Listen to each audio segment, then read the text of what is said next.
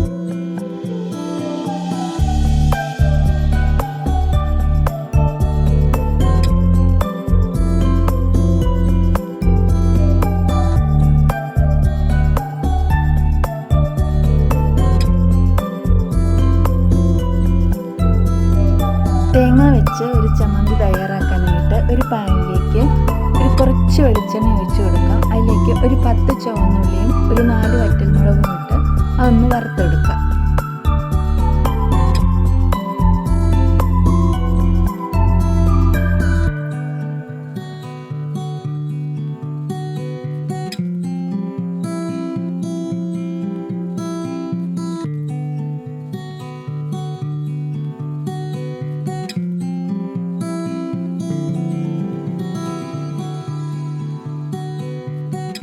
ചമ്മന്തി തയ്യാറാക്കാനായിട്ട് 1 കപ്പ് തേങ്ങ എടുക്കാം.